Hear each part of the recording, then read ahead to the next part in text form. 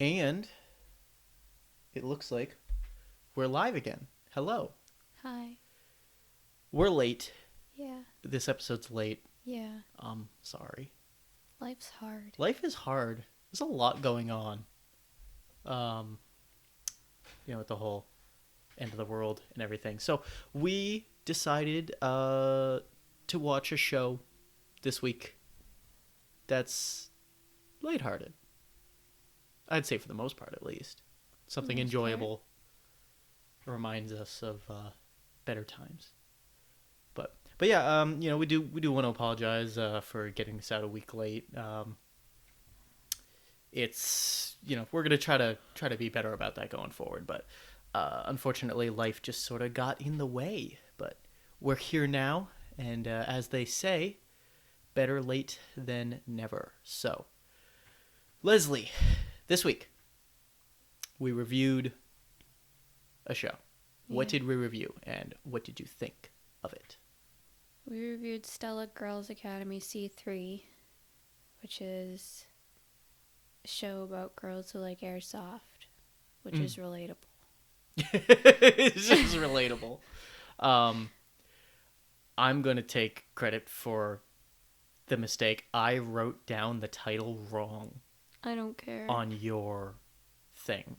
It gets the point across. If someone searches Stella Girls Academy C3, they'll get there. Yeah, I will say that now I've seen it named like 4 different things, which is weird. Not really that weird to me. I guess it's a translated title. Of course, there's going to be a couple of different localizations for it. Yeah, that's true.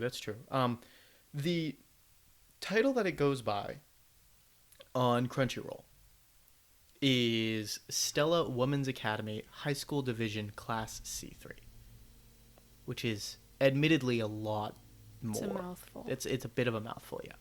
So so you said relatable.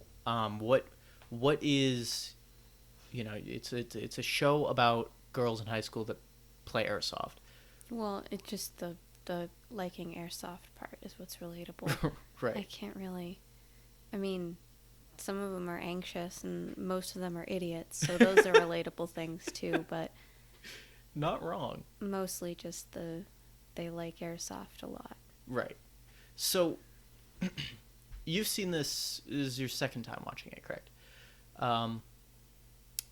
What I'm sorry, I can't stop yawning. I don't know why. I was fine 5 minutes ago. It's because I bore you. Probably. What was your initial impression? When we sat down to watch it, or if you can recall as far back as the first time we sat down to watch it, what was your initial take on, when first turning it on for the start of episode 1? Well, I think I liked it better the first time, but I think that has more to do with my current situation than the show itself. Mm-hmm. I mean, this time, it was a bit of a fight to get myself to sit down to watch anything but Criminal Minds because I ain't doing so hot right now. But that's another podcast. Yeah. That'll be our next podcast, Real Depression Hour. Have plenty to talk about. Except we'd never been motivated enough to do it. Yeah. So. Well, anywho, but I mean, oh man, it's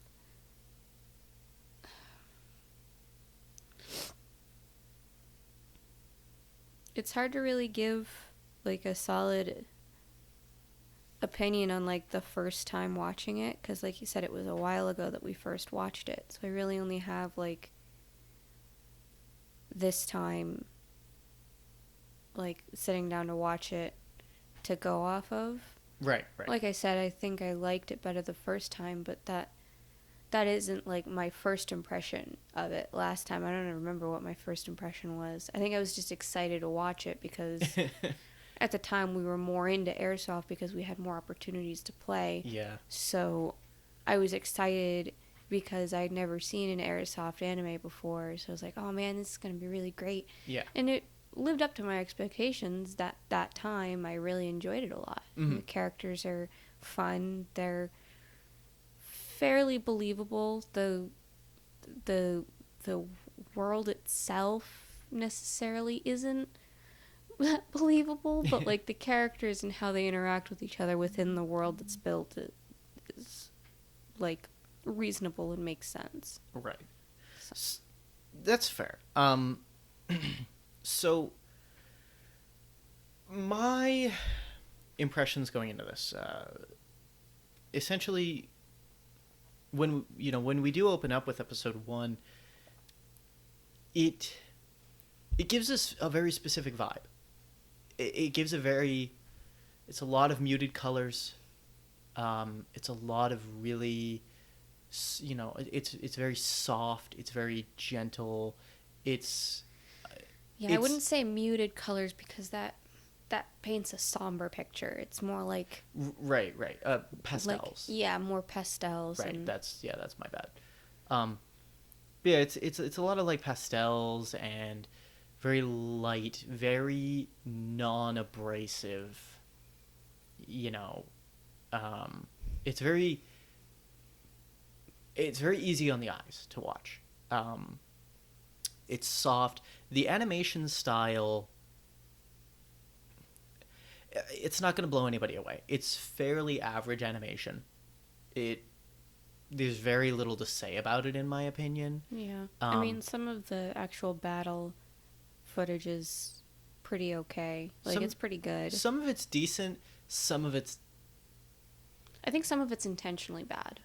I suppose some of it was quite, and we'll get into that in a bit, but there was a few fight scenes specifically that were fairly ridiculous to watch. Oh yeah, I mean that's what I mean is like the world isn't realistic. Like that's not how any of this works. Right.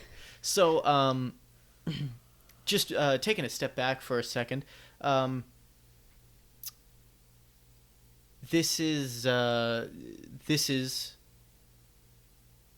spoiler podcast, as I say, with every episode of Weeb Reviews. This is going to be a spoiler podcast, so we're going to spoil story beats throughout it. I would say last episode we did Aizuken. Aizuken, we basically said there's nothing really that you can spoil.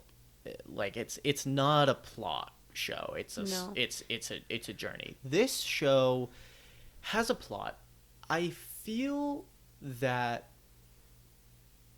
it can be spoiled, but I don't know how much it would take away from it. Really, the story is about so all right. So with that spoiler alert out of the way, the story is about Yura. Ultimately, I mean, it's her journey as a character. Starting out as an extremely shy people pleaser who really wants nothing more than to make friends and learn how to talk to people and learn how to be accepted by people. And you certainly get to see a lot of growth in her as a character, which I appreciated. I will say that I think a lot of the side characters... No, I would say that a lot of the side characters actually got some growth as well. I was just about to accuse the show of kind of like only really developing the protagonist, but now that I think about it, a lot of the side characters and even the antagonist kind of got some development in there. A little bit, not nearly as much, but a little bit. Yeah, not a ton, but they grew and they changed throughout it, and you get to see things, dynamics between characters and interactions. You get to see those change throughout the show, which I appreciated. I appreciated that they so easily... This show so easily could have been a lot more of a dumpster fire. Let's just be honest. I mean, it had a few moments specifically episode 13, um, which was basically just an entirely fan service episode. I Yeah. don't think it actually has anything canonically to do with the plot. I don't think so. I wouldn't even know where in the timeline it would be placed. I was No, thinking that's what that. I was. Yeah, I didn't even like think about that the first time we watched it, but I this didn't time I either. was like, wait a second, Because like, when wait, is this happening? she's gone. What's going on? So, My only assumption was like she was back to visit or something like Yeah, that. yeah. Anyway, so yeah. Other than episode 13, it really was. It really wasn't very heavy with the fan service. It had a couple moments here and there, but overall, I think the characters were believable. I think they weren't like objectified.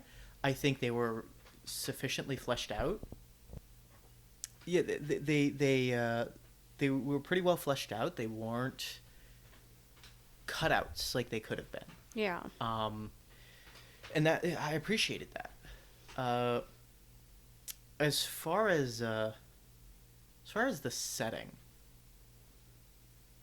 I mean, What about the setting? What do you mean the setting? Do you mean the world or the? yeah, like the world and where it takes place. How did you? So like, when do you think this takes place, and what? How close is this world to our world? Do you think? Well, I mean, probably like early 20 teens. So probably like when it. Well, because she has a smartphone. Yeah, so probably like when it was released then, because I Yeah. think it came out. I mean, she's a first-year high schooler, so she's 14 and she has a smartphone. Yeah. And so do all of her friends. So Yeah. I would assume it was like early 20 teens, early to mid 20 teens. Right. And I think that's when the show came out. Probably. So contemporary as far as time period. Mm-hmm. Now, what about the world? Well, I mean, they talk a little bit about the lore of the world, but only like a tiny bit, because they go to the shrine and talk about the warrior who the shrine is to and what have you, but I'd say it's not our world, but it's quite close to it. It's parallel, at least. Like, it's like it's like one level of abstraction away from ours. It's To one quote a cu- very, very, very old internet reference. it's one Kuehl away from Yeah, our it's- world. Damn, that's a deep pull. Yeah. Anyway, That but yeah, makes sense. I would say, because it's like they're obviously like still human. Yeah. They still have our modern technology. They're still just high school girls. Yeah, That's and what, they're really still what the show just- is about. Like your normal average high school girls who happen to play airsoft Yeah. and are absolute feral idiots. And, and I think that But the thing that was most interesting to me is it.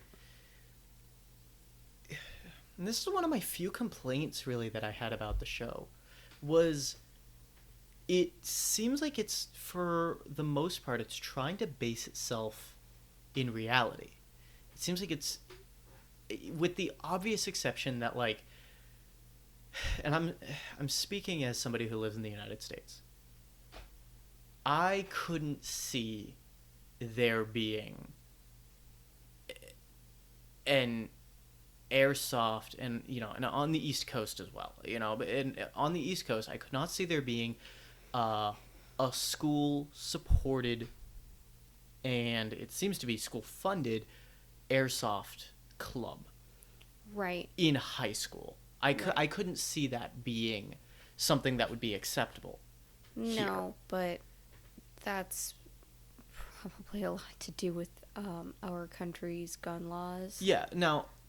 and the taboos surrounding weapons. Yeah. And Whereas that's, in Japan, I'm pretty sure they have much better regulations surrounding those Yeah. sorts of things. So seeing a teenage girl with a gun in public wouldn't necessarily automatically make you assume that it's a real gun, because there aren't real guns. yeah. Yeah.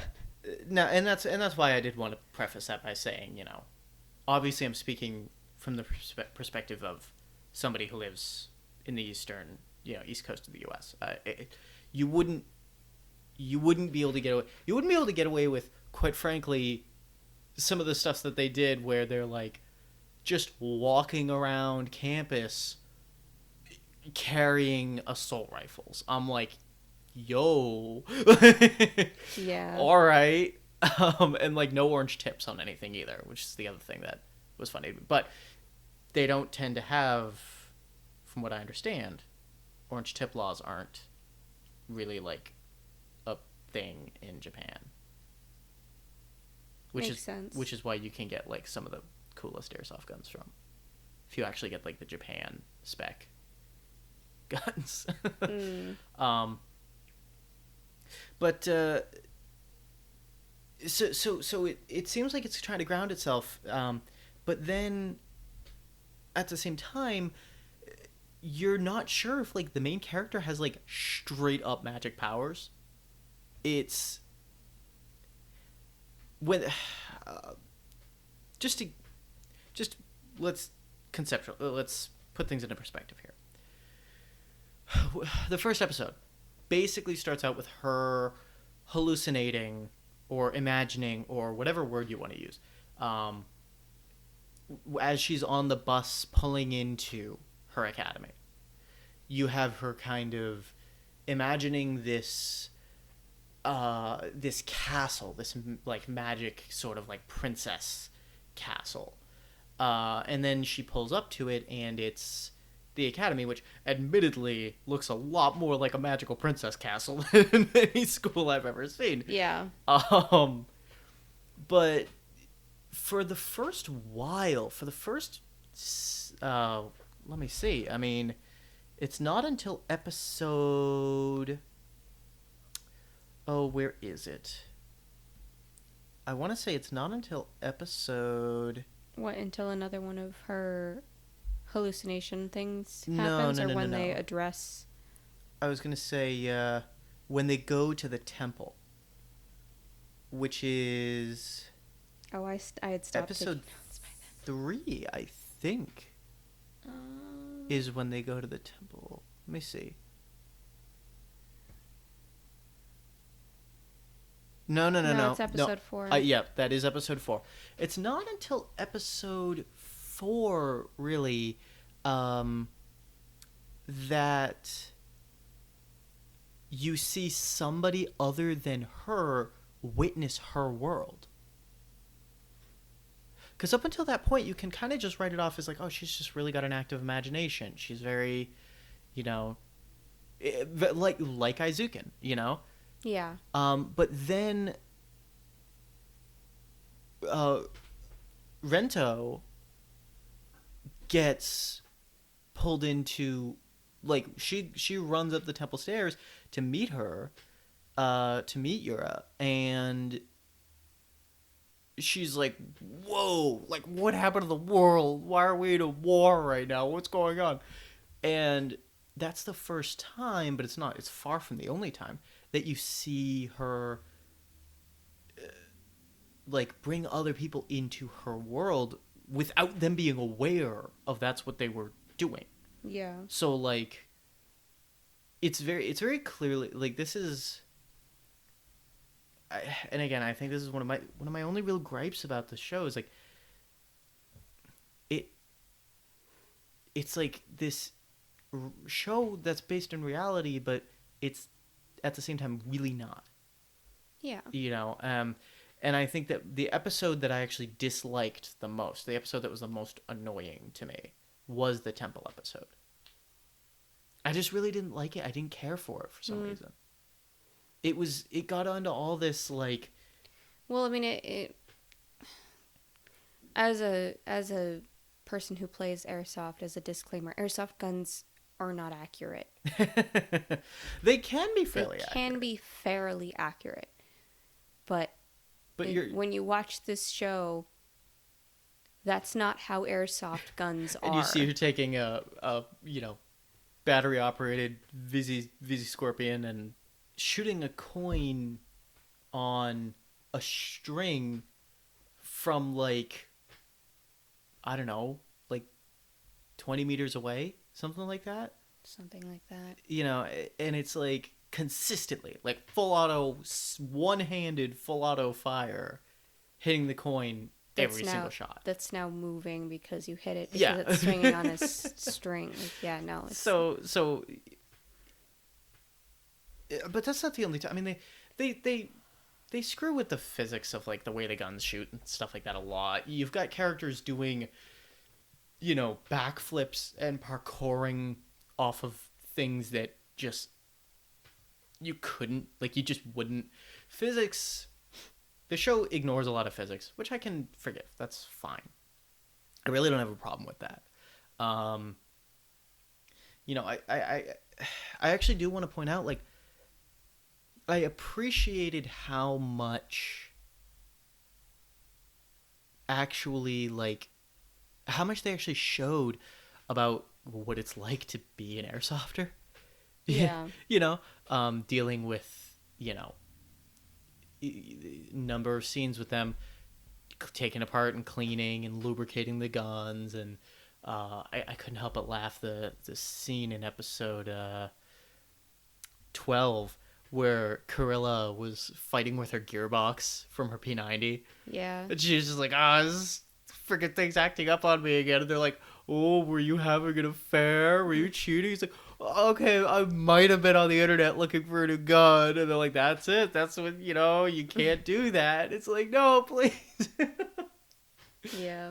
um, you know, so I appreciated that they did kind of show a lot of like, it's like, yeah, as somebody who plays, like, that's definitely, It's a superstition thing. yeah, well, and yeah, and not only that, but like just the attention to detail as far as like, you know, the life of somebody who does that. It's like, Yeah. you know, and them talking a lot about like running out of the BBs and like having to charge the guns and all that. And it's like, there's small details that to people who don't play airsoft, they'll just be like, okay, whatever.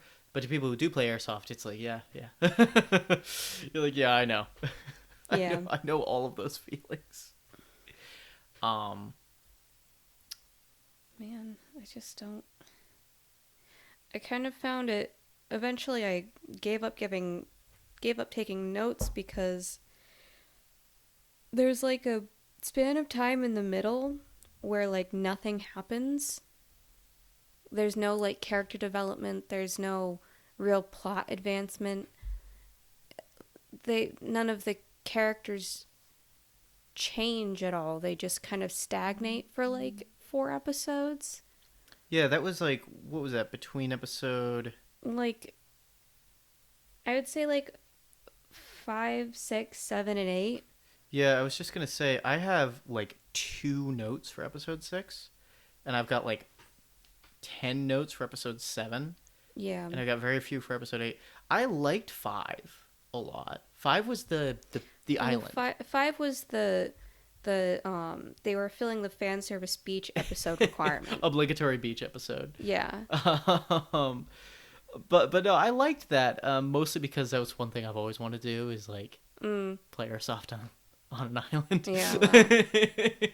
Wow. But no, I mean, they definitely were having fun, and I would argue that there was actually some important development in that episode. Yura got a little bit. I would say she got a lot. There was a lot between her and Sonara, as far as like Sonara being like starting to notice changes in Yura's behavior to where she started to transition. I'd written down, it's the introduction of Dark Yura, because in her dream at one point she sees a dark visage of herself. Yeah. That,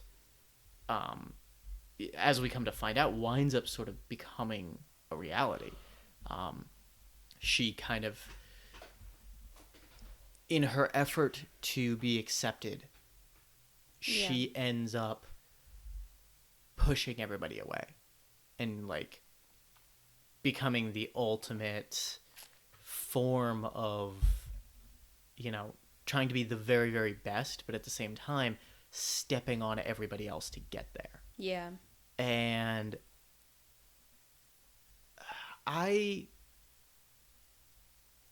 I got upset. I recall the first time watching this. Mm-hmm. I get really upset that her character went through that kind of change. Um, but even now, I'm trying to sit here and ask myself, was the upsetting part to me about it the fact that I liked the character and I just didn't like seeing her go through that? Or was it like me thinking it wasn't realistic? What do you think? I mean, how did you feel about her transitioning from a shy kind of girl just trying to make everybody happy to essentially like murdering psychopath whenever she would get on an airsoft field, who neglected her personal well-being, and all she would do is train herself to be the most badass airsofter until the point where she was bleeding from her hands from shooting so much. I mean, how did you feel about that transition for her character? I mean, I don't necessarily think it was like perfectly realistic, but I mean, if you really are a people pleaser, you'll do an awful lot to make yourself likable. Yeah. Make yourself better Yeah. at anything. Whatever you get the acknowledgement for. Right. Sort of. So she had started to get acknowledgement for performing well in airsoft. And she was like, okay, so be good at airsoft means acknowledgement and Acceptance. People like me. Yeah. And acceptance. And that's why I'm surprised that you felt that there was nothing really of note in episode 5. Because that was the first episode where you really start to see her perform well. Yeah. Really well. Yeah. And I guess that was the last kind of like meaningful one. And then there were 3 episodes of nothing, but yeah, it was sort of just like, it was almost like 3 episodes of like filling time between then and like the tournament. Yeah. With like just like weird like. Well, the culture festival happened in there, and then and then you had like Stella got shot. Yeah, the assassination attempt, which was still kind of like a weirdly unresolved situation. Yeah. At the end. Because they do so much, there's so much buildup. Essentially, the main antagonist of the show is Rin, who is Sonara's former friend, as we find out, and former childhood friend, and the girl that she grew up training with. Yeah. And which is a whole nother like unrealistic situation to have. Yeah, but whatever. This is a world in which this is like a perfectly acceptable thing. But after their kind of airsoft mentor dies, Rin kind of becomes more like dark and brooding. Yeah, it's all about winning. It's all about, he died because he was weak and blah blah blah blah blah. And Sonara kind of becomes more like, hey, we're all fighting our own battles, and like, everybody's got their journey as far as these survival games, and I'm playing my own game, and it's they establish Rin as this very ruthless, like, I'll do anything to win type character, and then they have somebody who bought like an illegally modified high pressure airsoft rifle, because of course if there's an assassin out there, they're gonna buy an airsoft gun,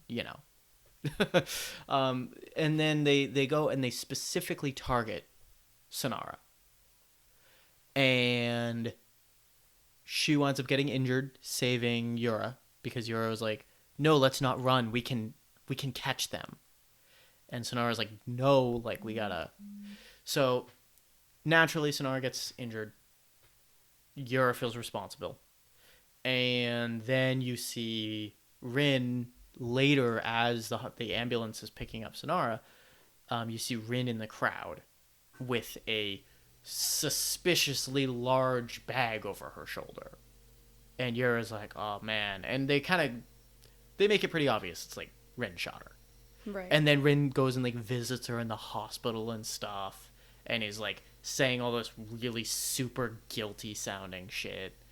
And then at the tournament, she gets approached by Yura, and she's like, "Oh, you want to know if I shot her, right? Like blah blah blah. Like, so what if I did?" And like not denying it even once. And then like 3 episodes later, it's like, "Oh, the guy who had the gun was caught," and it's like this dude, and it's like, "Oh, I guess it was a completely different dude." And it's like, with the help of this high school student Rin, and she's like, "Yeah, whatever, I don't fucking care." And I'm like, "So who shot her? Like, what's going on? Was it Rin? Is she framing this dude? What's happening?" They just kind of don't care enough to answer.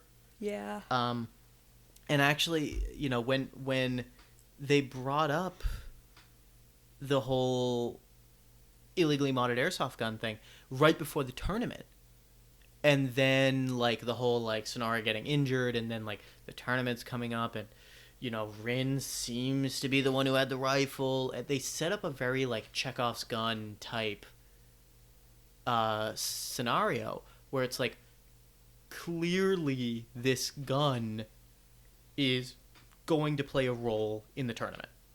Right. Like, clearly. They make it plain as day that that's what they're setting up. They're setting it up for her to somehow sneak the gun into the tournament and use it to cheat. And then, Stella's gonna find out, and they're gonna try to take her down regardless of the fact that she's cheating, and they're gonna triumph. That's what they appear to be setting up. I didn't get that, but I mean that's just because there were 3 episodes of nothing, and I had stopped paying full You attention. kind of just tuned out at that point. Yeah. Yeah. This was halfway through the. Yeah, this was halfway through the like 3rd episode or the 2nd episode of Nothing, I think, wasn't it? That they started setting that up. This was episode 7. Yeah. This was right after the Culture Festival. That's what I thought. So, that's what it appears they're setting up. That's not what they're setting up. No. The gun shows up one time to injure Sonara. That takes her out of being able to compete in the 24-hour tournament. Yura feels responsible and feels the need to now win in her place. And say, no, we'll bring home the trophy, And she becomes extra dedicated to basically abusing her club members, and putting them through this really hardcore training regimen that she designs, because she's apparently now a tactician. But I didn't really. Does it make sense? No. Did I care? No. I mean, I think it was probably her like time with Shojiro, the guy whose temple they visited, because he was supposedly a tactician. Yeah, like when he was alive and a warrior. She used her magical. Yeah, like magical abilities. But who knows? She also just could have like done a lot of research. Yeah, I mean, if they show her as if there's one word you could use to describe her, it's dedicated. Yeah. But regardless, she comes up with this whole plan to win the tournament and train her team for every possible eventuality and every possible combat scenario. And her team gets kind of irritated with her during training because she's pushing them really hard. And they're like, this isn't fun. And the whole point, the whole thing that they establish about the airsoft games going into the show is like, it's all about fun. And even one of the quotes, and I think it was episode 2. No, it was episode 4. Was that episode 4? Yeah, the one who has the most fun wins. Right, that was Sonara had said that. Yes. So they make it a point to emphasize that early on. And then when you start having the other girls from the C3 club, which is the name of their airsoft club at the school, when you start having them kind of going through that training and really struggling, they make a point to show that, like, the girls even come out and say, like, we're not having fun. This isn't fun right Yeah. now. And that's it's very much, like, noteworthy Yeah. that that's the case. So, go into the tournament. And, of course, naturally, it winds up coming down to just the two teams at the end. Yura's plans work out flawlessly. Right. I mean, not flawlessly. Everyone's really mad at her. Well, no, in terms of tactically, yes. Yeah, She was very successful. Their But success rate, their morale, their morale is in the toilet. morale is down, and Rento even gets Yeah, she bumps her knee really bad. And Yeah, she it's gets all like swollen and red. injured while they're playing, and not only that, she's the one tasked with carrying all of their equipment and the heaviest gun. Yeah. And she's being pressured to do a lot of, like, active moving around and stuff. And then she injures herself. She doesn't want to say anything to Yura about it because she doesn't want Yura to get mad at her. Right. So she just kind of takes it and deals with it, because if there's one character that's a hell of a lot more of a people pleaser than anyone else in the series, it's Rento. Rento's so sweet. She's such a sweetheart, and she's very much the mom of the group, and she's very much the one that's like, I want to keep this group together no matter what, because she just loves everybody that's in it. She loves playing the game, and she loves her friends, and she's just a truly good-hearted person from beginning to end. So she doesn't want to say anything about hurting herself. And then, of course, they come down to Stella's Academy versus Meisei's Academy. Meisei Women's Academy. I didn't write it down. Rin's team. Basically, Yura's team versus Rin's team. And Rin's team was also mopping the floor with the competition because their team is just like godly at airsoft, Ruthless. I guess. And comes down to the two of them. They're pretty evenly matched. They wind up getting pushed back into a building and lured into a building. Well, they lure Rin's team into the building. Oh, I'm sorry. Because of lost who you were talking about. Yeah. Directly. Yeah. But I was saying that Yura's team basically gets pushed back away from the flag by Rin's team because they're just getting. Well, there's a different reason for that, I think, because they know that in that final showdown, Rin's team isn't going to just take the flag and win. Yeah. They're going to take out every member of the team, so they have to respond likewise. Yeah. By, instead of going for the flag, they have to just verse them. They also wind up losing a member in that skirmish. I don't remember who specifically. It was the sniper. Was it the sniper? I can't remember. I have her name written down. It's, Hinata. Yeah, Hinata, and then do you have her? Honoka was the tactician. Honoka was the tactician. Mm-hmm. Hinata was the sniper. And then, obviously, Kurilla was the blonde, basically the lancer of the group. The one who was, second fiddle to Sonara the whole time, who was the club president. Mm. But yeah, I think Hinata got taken out, and they had to take on a new formation. They lured Rin's team into a warehouse and kind of ambushed them, which I thought was a little silly. Usually Rin's team would be able Yachio. Yachio was what they referred to her as? Yeah, well, okay, so Hinata is her family name. Yeah. And Yachio is what her friends call her. Okay. But they get pushed back into the building and they ambush Rin's team. And it comes down to a 1v1 Rin versus Yura. And Rin is supposed to be like the best. Rin is supposed to be better than Sonara, even if just barely. Right.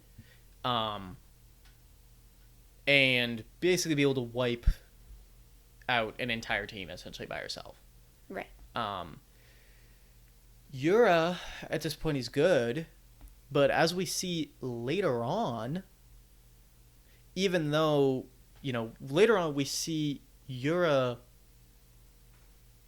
being better than Rin, which I'm going to have something to say about that, too, also, because as soon as she joins Rin's team, Rin's whole team sucks. Just magically. For plot convenience. But, Right.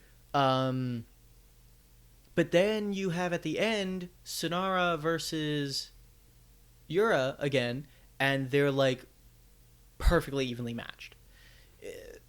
So it was a little weird, but it was kind of just like Yura's abilities always were at whatever level the plot needed them to be at, even if that was like somehow weirdly above or below what it was in the previous scene. Yeah. So that was a little bit, just chalk that up to kind of poor writing. But that aside, comes down to a 1v1. A stray BB that was meant for somebody else. Honoka specifically. Yeah. Winds up hitting Yura. Mm-hmm. Yura does the huge airsoft taboo. Mm-hmm. The thing that is like the number one rule in terms of like respect that there is in airsoft. I mean, it's a whole honors system. Yeah, like that's call your fucking hits. Yeah. She gets hit. She notices she gets hit, but she's so obsessed with beating Rin at this point that she pretends that she didn't and pulls the trigger and shoots Rin. Of course, Rin sees this. Rin notices, obviously, calls her hit regardless, and is like, oh, well, you just outplayed us. You just were better, I guess. And she says something first. She says, I see you're just like me. You'll do anything to win. Right. And then after the fact, Yura tries to confess to the tournament runners about cheating. Mm-hmm. They reach out to Rin to see if there was any cheating involved. Rin's like, no. This is where the whole psychological warfare starts. Yeah, of course not. No, we lost fair and square. And allows the guilt to eat away at Yura. Who feels like they didn't deserve the victory. But then when she goes and confesses to her team, not only about the cheating, but then about trying to get the trophy that they won revoked because of it, they kind of go off on her, and they're like, you put us through all this crap for yourself, for your own, journey, whatever you were on, and, you made us all suffer. Through we didn't want to be doing that the way we did it. I mean, they were trying to like pull out of the tournament when Sonara got injured to begin with. Like they were like not necessarily fully committed to going to the tournament to begin with. Yeah, because as soon as she got injured, they decided they didn't want to do it. Yeah. And Yura wouldn't accept that as an answer because Yura felt responsible. She felt that she needed to make up for the fact that Sonara got injured because of her decision, Yura's decision, that she was like, I have to win. me specifically, Mm-hmm. to make up for this. And then when she does win by cheating and doesn't get punished for it or admonished for it, Mm-hmm. and then she tries to go and give the thing back, and her team basically says to her, they're like, screw you, like, you put us through hell, you know, Rento was injured the whole time and you didn't even notice, and you know, you put us through all this crap, then without even consulting us tried to give the trophy back Yeah. that we won through our effort, that we didn't cheat. Yeah. And you know, and then when Sonora was like, listen, you know, if Rin says there was no cheating, you know, yeah, you might have still cheated, but like, just let it go, learn from it, and do better next time. Yeah. And Yura can't accept that. Yeah. I don't even know how to explain what she ends up, like, what kind of, like, character path she ends up down. Like, there's not really... It was a bit weird. It was a bit weird. So what does she do? So she can't accept that. So what happens? What kind of spiral? Where does that spiral take her? Well, she feels like she can't be part of C3 anymore. Uh-huh. So she quits. Yeah. Then the next decision is where it starts to get weird. She goes and joins Meisei's airsoft club with Rin. Yeah. Why? Why? I vaguely understood it. Because her whole thing was like, from the first time she encounters Rin at that small local game, Mm-hmm. and afterward, Rin was like, said something, and I don't have the exact quote in front of me, but she says something along the lines of like, you know, what are you playing for, or like, what does it mean to you? What do survival games mean to you? Yeah. And then again at the 24-hour tournament, like, oh, it's a cute sentiment to say that it's all about having fun, but if you feel that way genuinely, you'll never beat me. You know, what are you playing for? Survival games are more than just a game to me. Right. So Yura tries to be like, well, you know, Rin is the only one that seems to understand. You know, like, I was getting all this acknowledgement for winning, and that kind of became this very perverted concept in her mind. And that turned into just this desire to win, not to win for the sake of getting acknowledgement, but just to win to get to brag, sort of. Well, it wasn't... Man, the psychology of this is so complex. It was weird. It was not like... It wasn't a direct correlation between winning and acknowledgement. But winning was a pathway to get acknowledgement. She just had a weird... She ended up with a weird concept of how she had to win in order to get acknowledgement. Yeah. So she joins Ren. The first game that she's in, Karilla's brother sees her playing with Ren's team and tells Karilla, who tells the rest of C3. But even aside from that, the first game she plays with Ren's team, she forms like a two-man group with Rin herself. Mm-hmm. And Rin's like, all right, I'm going to go shoot these guys. You hold your position. And Yura's like, no, that's not going to work, because, you know, she's can tell where the people are firing from. And she's like, the best chances of us winning are if I potentially sacrifice myself, Right. to get as many of them out as I can.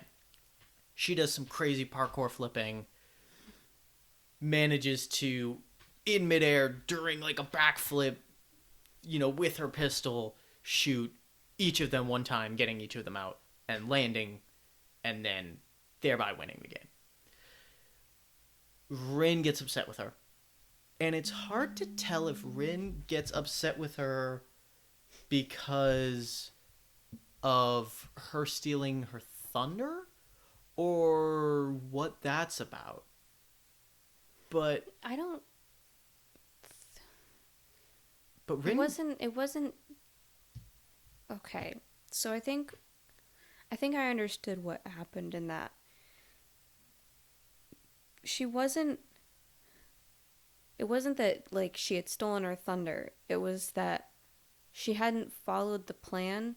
Rin wasn't that upset with her. Rin's just very stoic, and it's hard to tell what her level of emoting is at any given time. Yeah. But I don't think she was that upset. She was just kind of like, hey, I had a plan going into that. Next time, stick to the plan, yeah? It was more like, it more felt like that rather than how dare you to me. Yeah, but following that, she very much goes out of her way to punish. No, it was even said that it wasn't a punishment. Well, I guess it was about it's a bad way of phrasing it. It's like she's trying to, because Rin views her attempt at potential self-sacrifice as her trying to be showy. Mm-hmm. When that's not necessarily what Yura had in mind. She just thought that's what would work best. Yeah. And then because that's how Rin read the situation, she puts Yura as the medic to try to teach her to be a team player. Yeah. She's very much trying to instill in her, like, it's not... You aren't winning. Yeah, we are winning. Yeah, it's not all, like, the Yura show. Like, you can be as good as you want, you know, but if you don't know how to play with the rest of the team, you're useless. Right. You're worthless. And that's kind of where I wound up having a gripe, because Rin's whole team has from the start always been like stupid good. Yeah. And like undefeatable. Mm-hmm. She's the best of the members on her team. Right. But they're all very, very good. Mm-hmm. And because of her leadership, they're just unstoppable. So Rin is usually the one kind of stealing the show in terms of just being an absolute savage. Mm-hmm. Yura shows up. Suddenly the rest of her team just doesn't know how to play. Like, they go up against this just randomly introduced team. No, I think it was the U.S. team. It wasn't the Marines. Was it not? I thought it was. No. It was, I think it might have been one of the other teams from the tournament, but it definitely wasn't the Marines. Because it was other high schoolers. Oh, really? Yeah, they were young. So they go up against this other team in just some random local field skirmish. And they place Yura as the medic. And the rules for this particular skirmish were medics aren't allowed to have a combat role. Basically, they're not allowed to fight until the last 5 minutes of the round. Right. So she's got to go and essentially tag her teammates back in, like revive her teammates so that they can keep playing. Her teammates got shot so many times. And in the last 5 minutes, she basically outscored every other individual on her team in a 5-minute period. And the absurd part was just, I mean, it might have just been because it was a no stakes game. but that doesn't fit within Rin's mentality that she approaches all these games with. It might have because she had Yura with her. But I mean, regardless of the stakes, the teams should still be good. Yeah. And the fact that they were just like, I don't want to say they were getting trounced by the other team, but like, they got beaten Yeah. pretty, enough. If Yura hadn't scored those last 4 hits in the end there, Yeah. they would have been beaten by 5 points in like a 30, what was it, like a 39 point? Yeah, the other team had 39, they had 38. Yeah, it was something like that. It was that. I remember the numbers. And if Yura hadn't scored those last 4 points, it would have been a 34-39, and it's like, you lost by like a decent enough margin against a team that's not been introduced as a very good team. Like, it didn't make sense to me that suddenly Rin's team just was playing like crap. Yeah. And Yura was the single best player on the team. From purely a skill standpoint. Not as like a team player. Yeah. But purely from a raw ability standpoint. She was leaps and bounds above every other player. Yeah. And it didn't make a ton of sense, because if Rin's team had been playing like they had been playing up to that point, she would have fit right in. Yeah.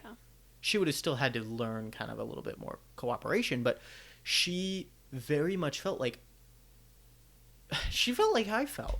Why does everyone else here suck so bad? I wouldn't be standing out nearly as much if everyone didn't suck so bad. Yeah. Ultimately, though, let's jump past my little irritation with this. What happens is everything comes to a head when Yura, with 2 things. One of which, Yura confronts Rin and says, I outscored everybody. I even outscored you. She's like, I was counting everyone's hits. And then Rin cuts her off and she's like, I don't care. That's not the point. Are you here to brag or are you here to play? Right. And then Yura takes that to be, oh, I can't, I just need to play better but not talk about hit counts. I just need to make sure we win by a landslide, and it doesn't matter how many individual hits anybody got. Which is kind of a weird, I guess you can take that away from that. Yeah. Going to the next round, and one of the girls, she saves one of her teammates from getting hit by taking out the attacker. Mm-hmm. They're on an incline, like a slope. Yeah. And her teammate loses her balance, twists her ankle, and goes tumbling down the hill. Yeah. And then you see 2 other of Meisei's team come out, and one of the opposing team come out. Yeah, because someone got hurt. And check and see if she's okay. That's an automatic timeout when someone gets hurt. Yeah. Like, meanwhile, Yura's like, oh, it's not a medic call. I don't have to do anything. I can use this time to score another hit. Yeah. So she scores another hit. Rin sees this all go down, obviously. Mm-hmm. And then after the game, basically goes, you don't know how to play on a team. She hurt herself. And Yura's like, well, it's not my fault. I didn't make her fall. Like, it's not my fault she doesn't know how to walk. And Rin basically goes, get the fuck off my team. Yeah. You can't play on a team, so get off. Yeah. And this is after Rento goes and visits and makes a plea with Yura to come back. Yeah. Um, says like, you're She so moms. yeah, you're so skinny. Are you eating enough? Are you resting enough? What's with all these bandages? Why are your hands bleeding? Yeah. Are you okay? And Yura's like, I'm trying to train. Leave me alone. Oh my god, mom. Leave me alone, mom. I'm trying to Yeah. train. God. And so now she gets kicked off of Rin's team. And she's like, I can't go back to C3 because I've been a bitch. Yeah.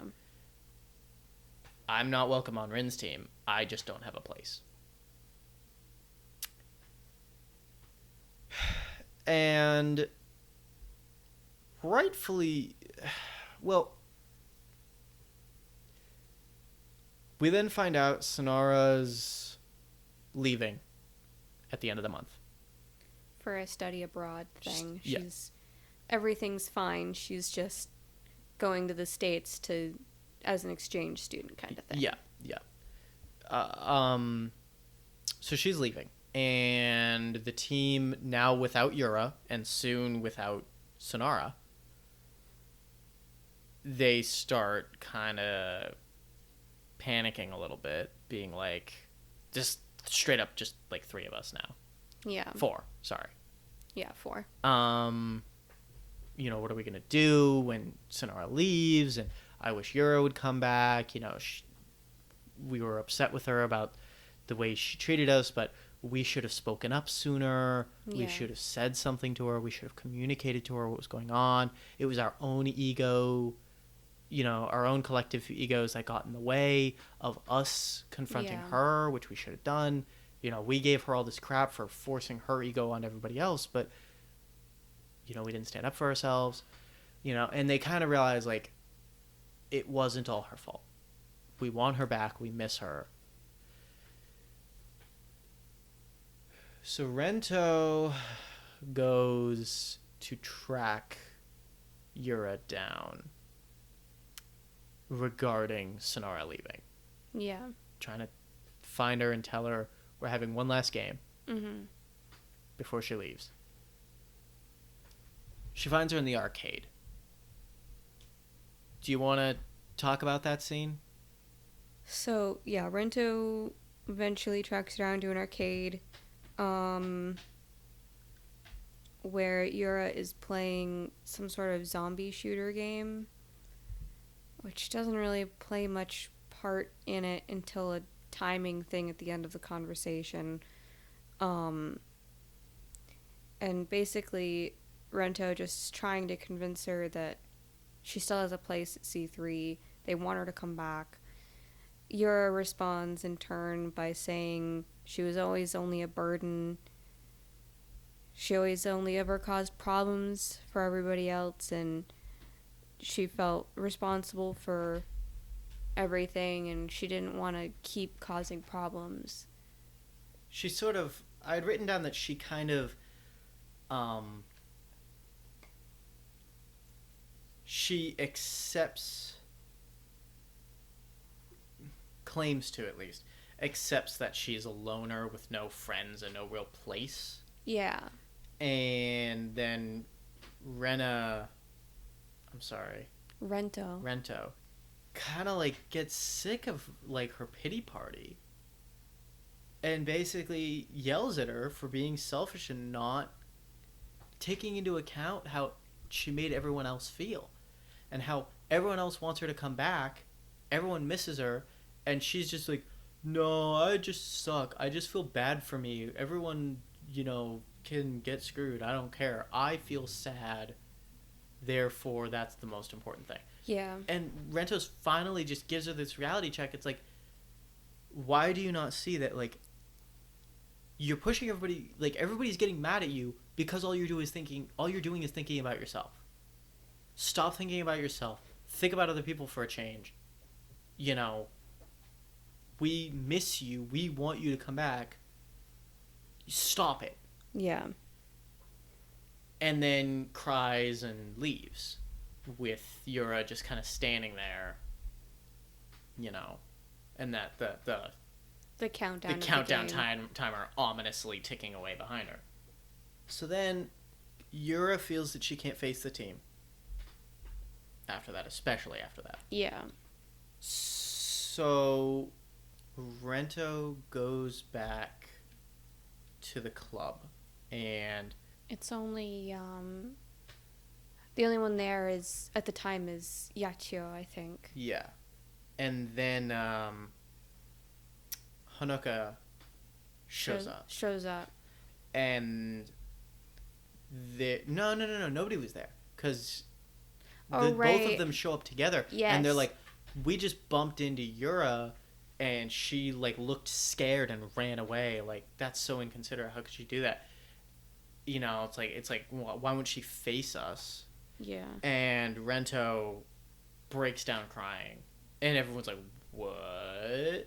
And then Carrillo walks in, who's normally this kind of like tsundere hard ass, and she's like, what the fuck is going on here? What is it this time?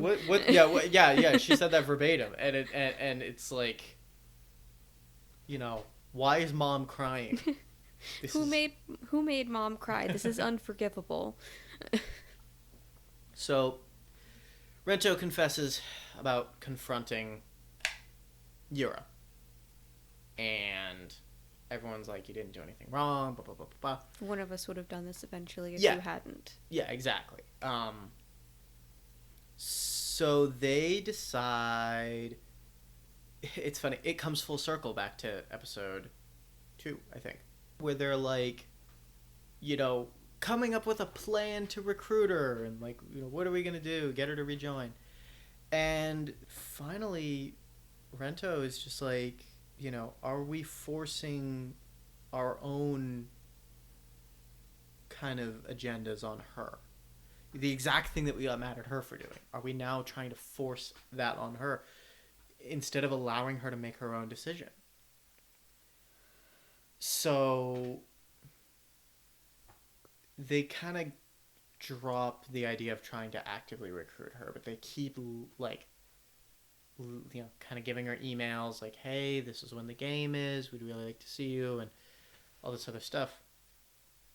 Meanwhile, Sonara kind of has her own weird feelings about what happened. Mm-hmm. Seems like she feels partially responsible for pushing Yura to that point in a way.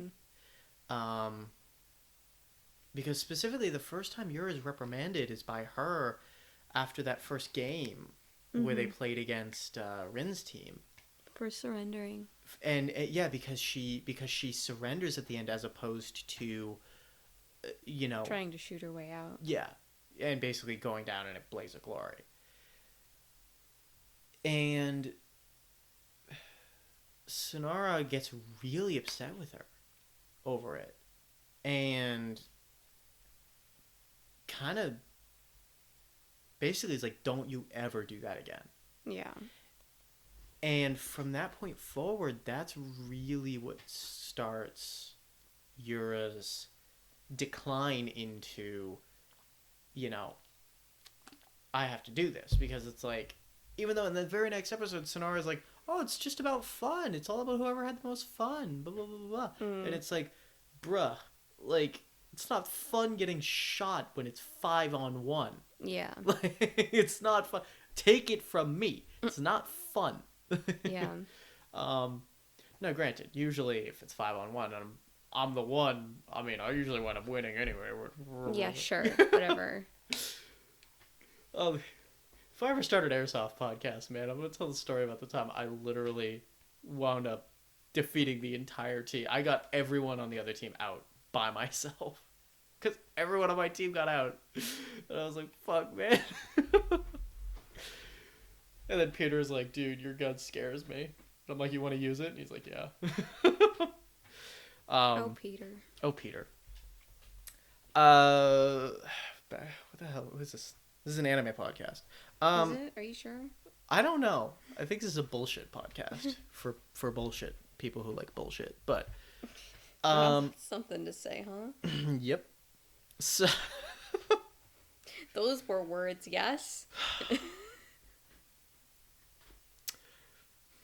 I'm still so not used to this. I know. Oh man, this is. I'm gonna take a pause moment here. I'm gonna be a little bit candid. This is weird. Yeah, Having a podcast is weird. a little bit. It's weird talking to you and to a microphone, but like it feels like I'm talking to you because we're facing each other. I feel like this microphone is threatening me. You know what's funny? I just noticed you just moved the microphone closer to you, then moved further away. No, that's why I moved it closer Oh, to me. okay. Because I started leaning back. Yeah. I apologize if the last like 2 or 3 minutes of audio were a little quieter because I realized I was leaning back. Whatever, I'll just boost it. But yeah, no, it's really weird because I feel like I'm having a conversation with you because we're facing each other. But you're not talking like we're having a conversation. Exactly. I have to talk like I'm talking to people who don't know what we're talking about. And I think I realized that like part of the reason that I wanted to try to format things in an episode by episode way is because I feel like getting into some of our sticking points with the show that take place later on, these things aren't going to make any sense without the context of the show. But I have no idea if that's the case or not. Right. Because I've seen the show. Yeah. So when I go back and I listen to the episode while I'm editing it, I don't know if what we're saying makes any sense to somebody who's never seen it. Because I can picture it all.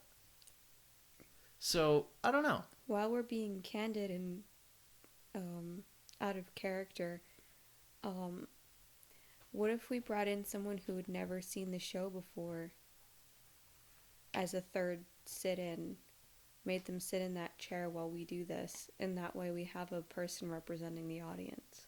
I don't know who would ever want to subject to that level of torture. I don't know, Kate usually doesn't mind shit like that. Do not make me spit water all over these brand new microphones, please. How do you guys like this sweet audio? You guys Please not ASMR the audience. You guys digging this these nice microphones that I just dropped a bunch of money on? I hope so. I really do feel threatened by this microphone. Good. It is threatening you. Because I'm threatening you. Because I'll beat you to death with it. Do you feel threatened now? No more than I already did. Yeah. That's fine. What the hell are we talking about? I don't know. Where were we? So, Sonara, right. Sonara feels guilty. Jesus, that was a tangent. Sonara feels guilty for being the first person to kind of make Yura start down this path. Rin goes to meet with Sonara. And you finally really get to see a face-to-face kind of confrontation between the two of them. And you see that they really don't dislike each other. I wouldn't even call it a confrontation. Yeah. You know? It's not a confrontation. It was never intended to be a confrontation. But they don't dislike each other. They still have a ton of respect for each other. They might disagree in some capacity with one another's methods, but as the conversation goes, you realize like they kind of both come out and say it, like they're both still kind of grieving over a lot of things that happened. They're both still grieving over the death of their old mentor. Sonara's still grieving over the loss of Rin when Rin kind of went off to do her own thing afterward. And in a lot of ways was also saying that she's still grieving over the loss of Yura. Yeah. And, you know, the two of them sit there and they kind of reminisce on old times and things like that. And then, you know, and Rin's like, yeah, I kicked her to the curb. And they kind of both sit and they talk a little bit about Yura and, you know, her personality and things like that. And Rin kind of says, like, you know, Yura reminds her of how Sonara used to be. So, Sonara being the president of the club and Yura's roommate. It's very weird. It's very weird that they don't see Yura. Like they like Yura still has a room at school, but they said that she was commuting from home. Yeah, Like she was like so like racked with guilt that they couldn't live in her room something like that. because she probably couldn't face Sonara. Also, don't understand how she was allowed to join a different academy's club. Yeah, I'm a bit Like, bit confused on that as well, but but all right. So, there's a lot that doesn't quite so a lot that doesn't necessarily add up. Jumping forward a little bit, the last game, Yura goes off on her own to try to process everything. The rest of the team is having Sonara's last game. And they're playing for a little bit, but Sonara's just outmatching everybody. And they all kind of just get winded really quickly because they just aren't in the mood. They're not motivated and they're not having fun because they miss Yura. Mm-hmm. Yura finally breaks down in front of the temple that Chojiro's spirit or whatever inhabits. So she breaks down crying, she goes inside, and Chojiro appears to her and kind of reprimands her a little bit. Is like, how do you expect anyone else to acknowledge somebody that won't acknowledge themselves? Right. Because she's like, oh, I just wanted acknowledgement. And he's like, well, how about you acknowledge yourself?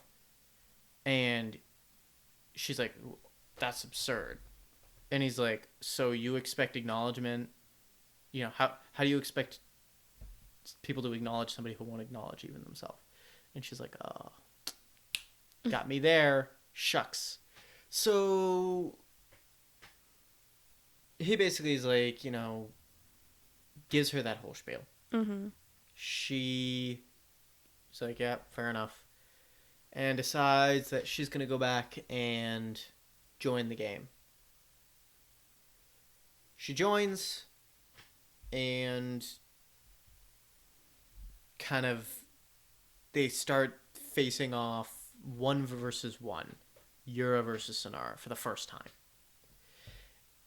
And they're like super evenly matched. And it was actually really cute, the whole rest of the team watching from like the top floor of the building with binoculars, like commentating on it. And then Rento notices that Yura's out of ammo. Mm-hmm. So she's like, I'm not fucking sitting around here anymore. And she goes and grabs her gun and grabs a backpack, fills it with mags for Yura's gun and a bunch of extra BBs, and runs out on the field and joins her. So she runs out to join Yura. Yura reloads her gun and they get ready to kind of go and try to get Sonara together, the two of them. And I really like that kind of Yura turns back and kind of says, thank you for inviting me to the game the first time. And now the three girls are watching the other three, 2 versus Sonara. Mm-hmm. And Carilla's like, oh no, Sonara's getting cornered. I gotta go save her. Well, can't be helped. Yeah, exactly. So she goes and reassembles her gun because she was mucking her with her gearbox. So she reassembles it like instantly. And she's like, oh, out onto the field I go. And she joins. And then the last two are just sitting there and they're like, well, screw this. So they go out and they see Yura, and Yura's like, oh, they're coming to come help us. And they immediately open fire on Yura, and then everybody's like, and then Sonara's like, oh no, they're on our side. And then they open fire on Sonara, and they're like, well, wait a minute, what's going on? And it's like, fuck you, we're on our own team. So now you got 3 teams of 2 going after each other. And the last fight was just their last big game together was just really, really cute. And then fucking it gets late, and then Yura just uses magic to put all of them in a world where they're facing off against the entire rest of their school. Who's magically outfitted with Yeah, who proper airsoft gear, yeah, guns, and is all on the offensive towards them. Who knows? Who knows? It's magic. So they do that, and then at the end of the episode, this is after Sonara leaves. I think it was a few weeks later. They're discussing how they need to recruit new teammates. This is, funny enough, episode 12 is the very first time you see somebody in a class. Yeah. You literally do not see any characters ever taking a class or doing homework or anything up until this point. So they might as well have not even been in a school. And then Yura's walking, she's leaving class and she overhears some first years talking about how they were like, oh man, when I came to high school, I kind of thought, I thought I'd like turn my life around or whatever. And the other girl's like, oh, that's so silly. Why would you think that? Blah, blah, blah. And then Yura kind of like has like an epiphany kind of moment, Mm-hmm. and goes over and is like, hey, why don't, if you guys are looking for a club to join, why don't you join C3? Blah, blah, blah. Mm-hmm. And it was a good ending. It was a cute ending. It kind of made everything sort of come full circle to back when she was the one getting recruited. And the ending, made me happy. I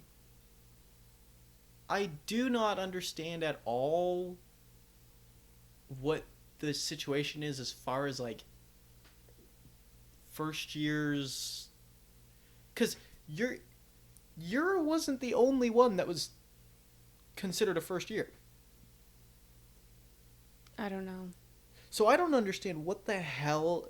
I don't know if this is just like the Japanese high school system has different like joining dates for different students, but that can still be considered. If it's like college here, where it's like you can be a freshman in terms of credits, but like, right, two people can be a freshman in terms of credits, and one joins during one semester and another one joins another semester. It also, or something. She mentioned at the beginning that she worked really hard to get good enough grades to go to that school, so she could have done one semester at like a normal public high school and then finally been admitted to the all-girls women's academy halfway through the year. Yeah, I suppose that's true. I don't know. It it was very weird. It didn't make a whole lot of sense to me. Time didn't seem to make any sense in that show. But that's fine. Yeah, I don't know. I that's not why you watch the show. You watch the show because you want to see cute girls playing airsoft. And you get to see a lot of that. And then you have episode 13, which we can talk about it in a little bit if you want. I want to pull back and specifically discuss the characters, because I don't think we've really done that. Okay. One of the first things that I wrote down, I think it was my 4th note for the whole series. My 4th thing that I wrote down. Yura is gay as fuck. Yeah. I think almost every episode I wrote down something. Yeah, episode 2.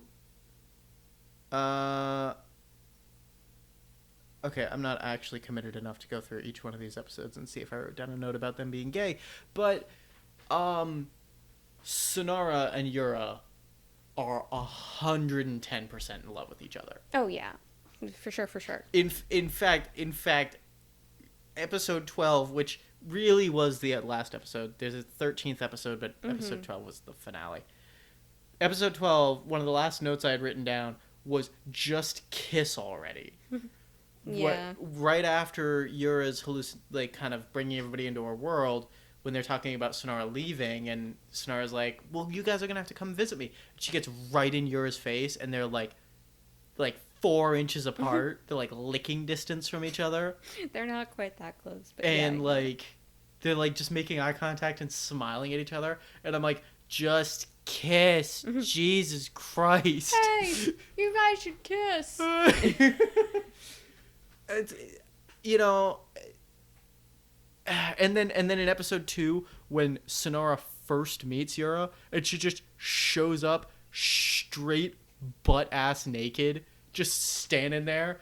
That's a power move right there. Well, yeah, I mean, in fairness, she was not trying to. There was nothing sexual about that particular instance. She had just taken a shower, and that's her room. She's like, I'm gonna be naked in my room if I want to be. Oh, no, I don't think it was a sexual thing, but I do think it was a power move. Oh, yeah, it was a power play for sure, but like, she just. This is my room. I shower here. I get dressed here. Sometimes I will be naked here. Get used to it. Yeah. A lot of the characters totally had the hots for each other.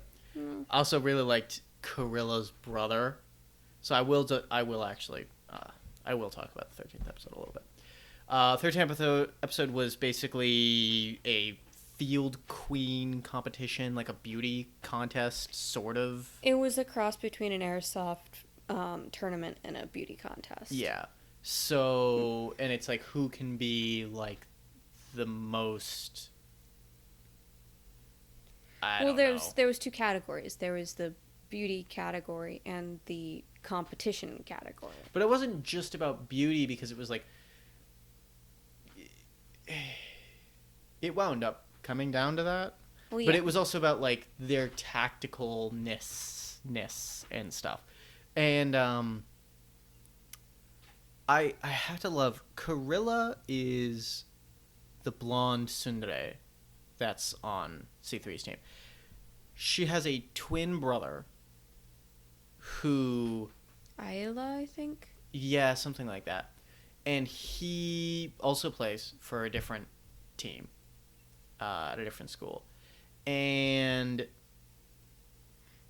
he...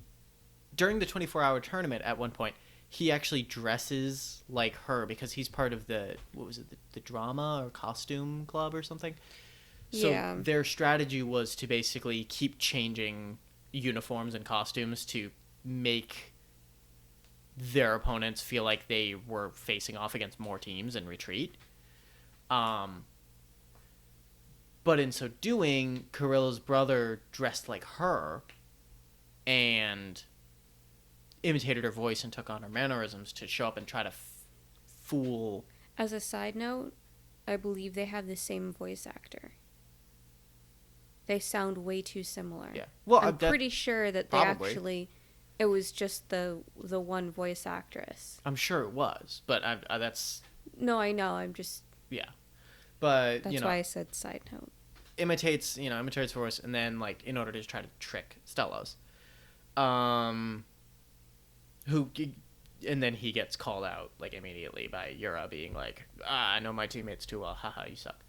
But then, in the 30th episode, for the women's, field queen competition, he shows up, and then when he goes up on his stage to kind of give his little speech, or whatever you want to call it. Yeah, introduction. Introduction. He's like, I'm not sure I belong here, because, like, this is a girl's thing and I'm a guy, but, sorry. Mm-hmm. And the whole audience is like, it's fine, you're cute. And I'm like, this is hilarious. This is pretty great. I don't know what that episode was. All I know... Very strange fan service. All I know was Honoka had that power move with her glasses at the end there. It's like, yeah, you think you're gonna win because you're like the tsundere bombshell? Well, guess what? Takes glasses off. It's like, who's the bombshell now? Yeah. So, I don't know. That episode was just weird. Very strange. Um, but yeah, got totally sidetracked. The characters. Are there any characters in particular that you want to talk about that we haven't really touched on? We talked a little bit about Rento being the mom. But, I mean, do you want to talk anything, more about Carilla? Do you want to talk anything about, um, what's her face? Sniper? Yacho? Yeah. Do you want to talk about her at all? Because you had mentioned some stuff about her when we first sat down to start watching. Remember. I don't know if you wrote it down. Probably not. Something about her being just a gremlin and an absolute dipshit. Oh, she is both of those things. Absolutely both of those things. She's, I mean, her and Carela both are just, they eat, sleep, breathe, and live airsoft and think of nothing else. Her, really? Yeah. They were the two that were upset about the BBs being gone. I suppose. I kind of checked out briefly during that scene. I'm so bad at this. Why am I doing this? Well, I mean, for in fairness, this was kind of like a cop-out show to try to watch because neither of us really have super strong feelings on it. I do really like it. I really do. I don't really like it. I like it. It's fine, but like. But I think I only like it not on its own merits. I think I only like it because it's an airsoft anime, and it's combining things like three things I really love: anime, cute girls, and airsoft. Mm-hmm. Am I really gonna complain about that? I mean, yeah, but I mean, I liked it. It was a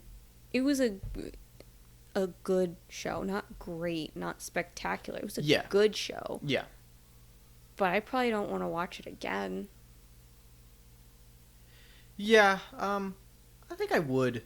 I think I would watch it again. But it's hard.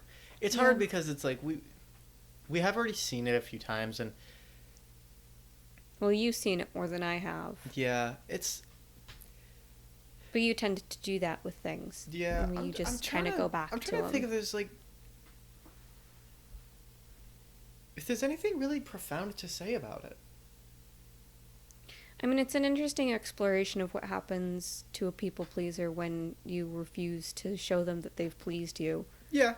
But it's an interesting examination as to what happens when like communication breaks down between friends. Yeah.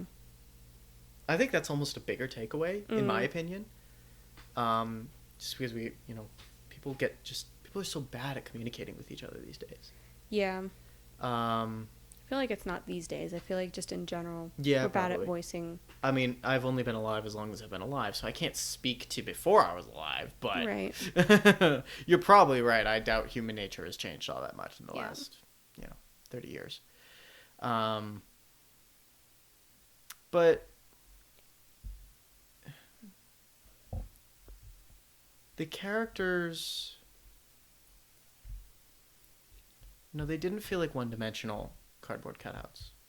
No, and they didn't. I appreciated that much. Yeah. I appreciated they each had their own unique traits and quirks, and and you get to see all of that. They all get sufficiently developed, even though I'd say the two that get the least development are the two whose names I can never remember.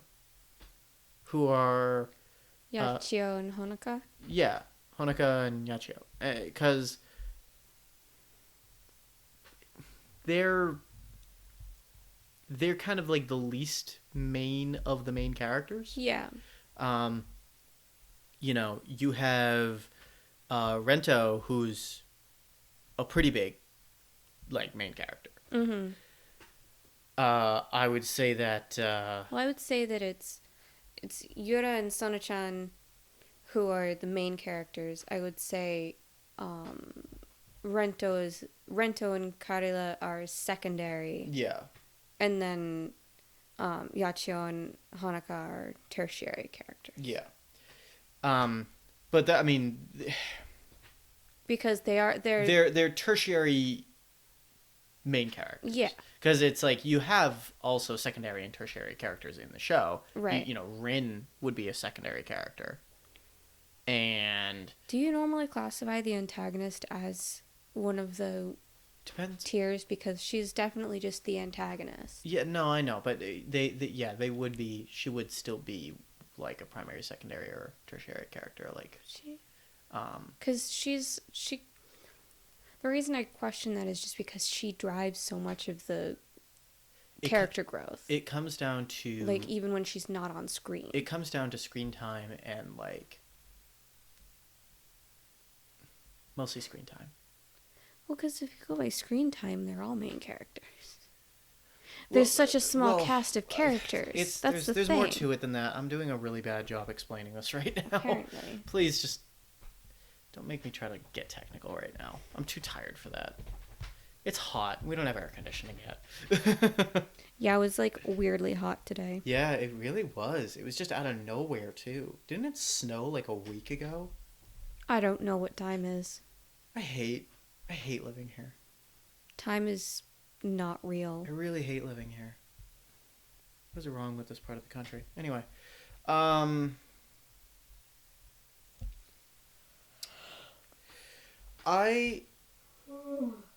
Carilla was an interesting character. Carilla was... There was almost animosity between Carilla and Yura. Yeah. Because Carilla clearly was in love with Sonora. Mm-hmm. Clearly, like really obviously.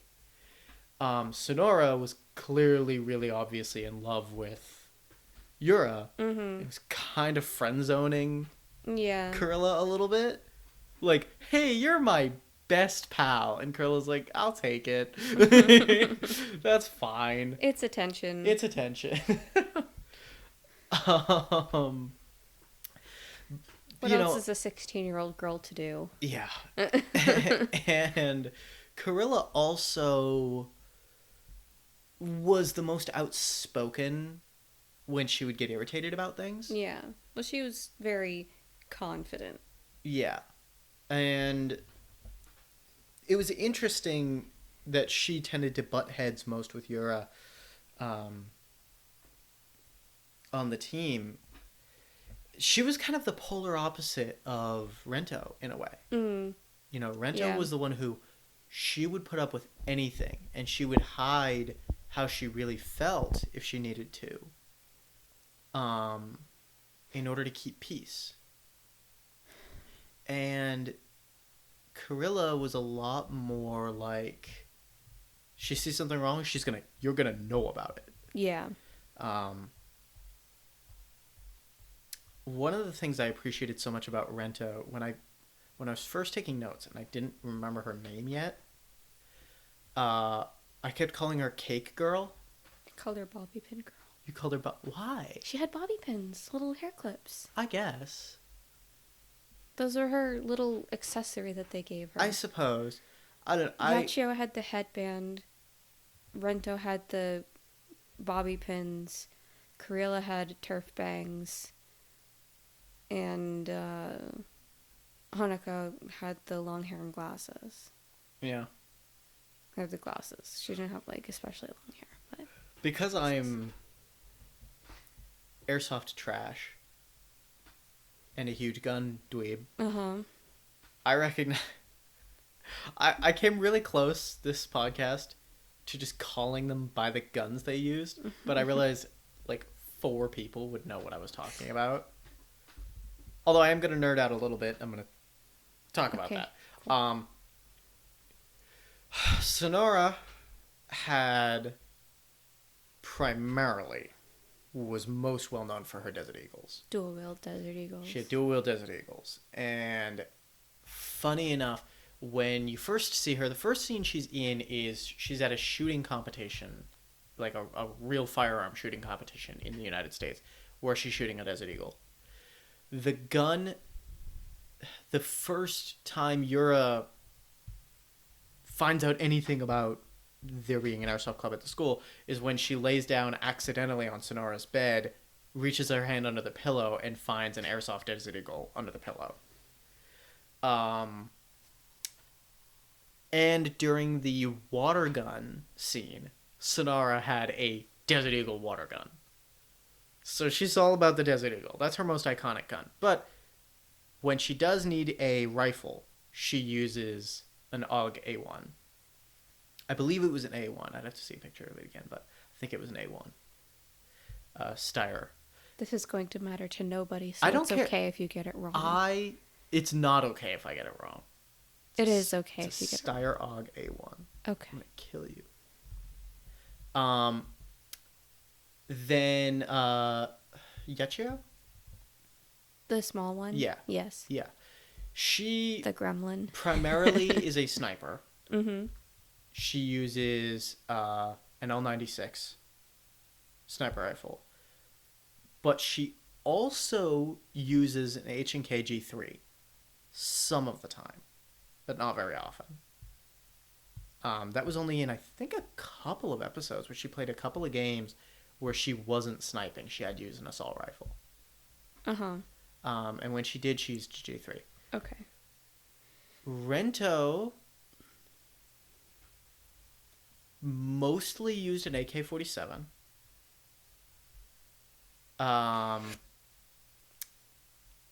But during a couple of scenes, specifically the 24-hour tournament, she used an M60.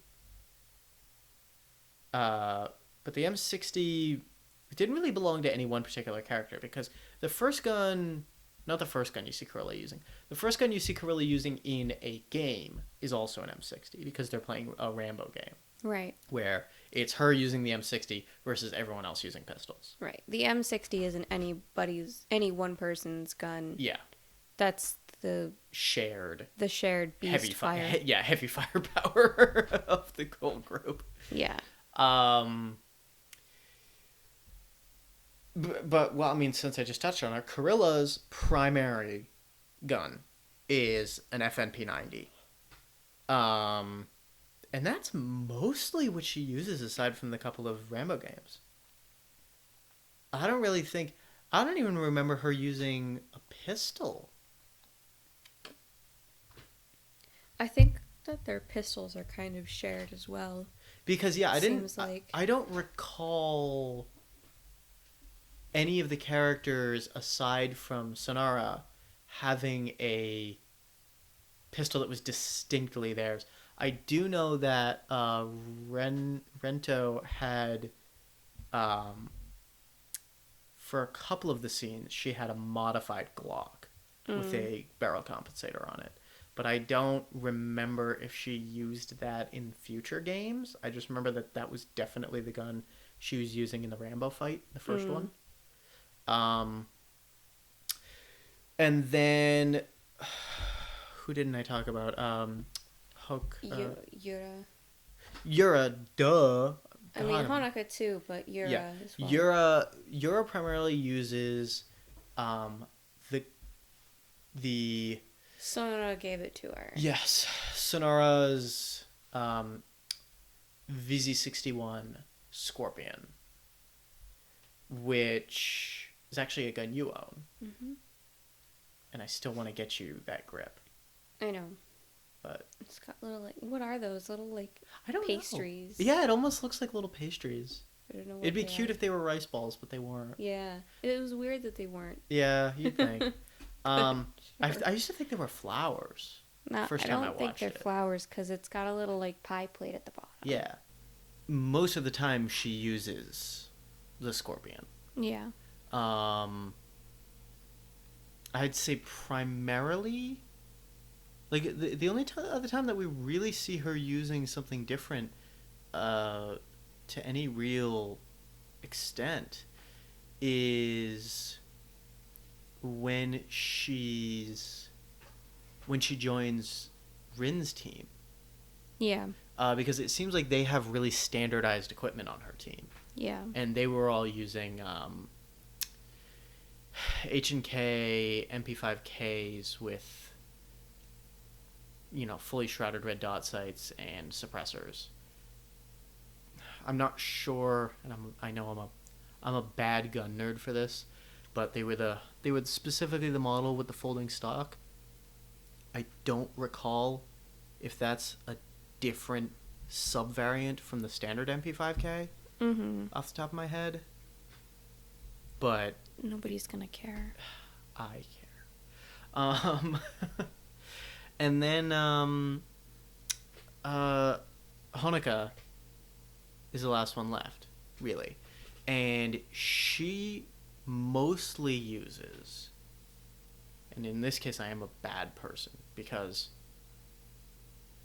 I'm trying to remember what specific model of G36 it was. I want to say it was a G36K. I know it wasn't a C because it is the long barrel and it is the higher up carry handle with the integrated optic. So I want to say it was the G36K or the KV, but off the top of my head I don't recall. And then she uses another gun a couple of times. Do you happen to remember any of those? Because I swear No. I definitely remember seeing her use. I'm not nearly as attuned to specifics when it comes to guns as Right, you are. right. I don't care that much. Yeah. I care way more than I should. Well, did you say I might have zoned out. Did you say what Yachio's sniper rifle was? Yeah, it was a L96. Okay. And then I also mentioned what her assault rifle that she uses in like one battle was. It was an H&K G3. Okay. So lots of H&K representation, which I can respect. Although Yura's choice of primary is weird. So and here's why. Because I'm going to nerd out about airsoft just a little bit here. So for the most part, the guns that they're using are all pretty decent airsoft guns. Yeah. Mostly any airsoft gun with a decent enough receiver size is going to have room to put a decent enough gearbox in it. And funny enough, the one that complains most about their gearbox is Gorilla, who's using the smallest aside from the Scorpion, who's using the smallest of the electric rifles with the P90. And she's complaining about her gearbox, which is funny as heck to me because a friend of mine who's going to be on this show at some point, whenever I get a chance to get him on when the apocalypse ends, Right. he actually uses, when he plays airsoft, he primarily uses a P90, two P90s actually. Yeah. And he's been having so many issues with like the hop up and the barrel and the buckings and the gearbox not working correctly. And I'm like, dude, that sucks too, because one of them is Tokimurui, which is like a really good company. And fun fact, Tokimurui sponsors the show, I think. I don't remember if they sponsor or like helped produce it or something, but Something like that. they're mentioned in the credits, which is interesting. But yeah, I mean they're all for the most part using decent airsoft guns. Even Sonara's Desert Eagles, those are good guns. Those CO2 Deagles are really good guns. They've even got a decent mag capacity. And as a player, being a player as good as she is, she'd know how to make the most out of that. Right. But then Yura using the Scorpion, I mean, you own an airsoft Scorpion. I do. It's not good, really. What do you mean? It's got an extremely short barrel, so it's not very accurate. Right. I mean, It's got a very small amount of space for a gearbox, so it doesn't have a whole lot of power because it doesn't have the and it has to be powered off a really small battery, so it doesn't have the voltage to power a high torque motor, and that means that it doesn't have the torque to pull back a really stiff spring, and since there's not room for a very long spring, it just can't, by virtue of the way it's designed, be very powerful. So it's not powerful and it's not accurate, and because it uses a very small battery. Now, granted, you can modify it to use a more powerful, like, lipo battery, which is probably what they did because her gun was getting pretty decent fire rate. Yeah. But with the size of the battery that most of them come with, they don't get a decent rate of fire. So that's very little accuracy, very little range, very little power, very low rate of fire. It's just not a good primary gun. Great secondary, or great if you can get right up next to people. But it's an odd choice. It's an odd choice of gun. Well, it wasn't her choice. I mean, for the creators of the show, it's an odd choice of gun to have her use that. Well, I don't know. I mean, it came from Sonoda's mentor. Yeah. But also, he was a U.S. soldier. Why would he have a VZ-61 Scorpion, a Czech gun? Doesn't make any sense. But that's neither here nor there. It's a show. It's a cartoon. It's a fictional. Wow. Did I just call it a cartoon? You did. Oh. Are you good? I'm gonna burn in hell for that. Are you okay? It's an anime. It's not. I'm overthinking it. As you often do. As I often always actually do. No. But yeah, I mean, I don't know. I don't know what else more there really is to say. It was cute. It was cute. Who? It was fun. Yeah. Who would you recommend this anime for? Probably airsoft nerds. Yeah. Anyone else? Maybe gun nerds. Yeah, I could see that. People who like sports animes. It's got tournament arcs. It's Yeah. got the classic. It's got mini ones. Yeah. You kind of have to have some form of appreciation for one of those things to really like the show, I think. Yeah. I don't know if the plot and characters stand up outside of that very well. That's not to say that they were bad, they're just not super strong on their own without having some context for them. Yeah. Does that make sense? Yeah, no, that makes sense.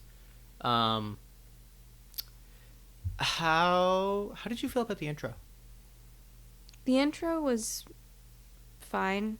The outro for the second half was better. The outro for the second half? Yeah, the chibi one. Yeah, that's true. It wasn't an intro, it was an outro. Yeah. That was cute. The credit roll.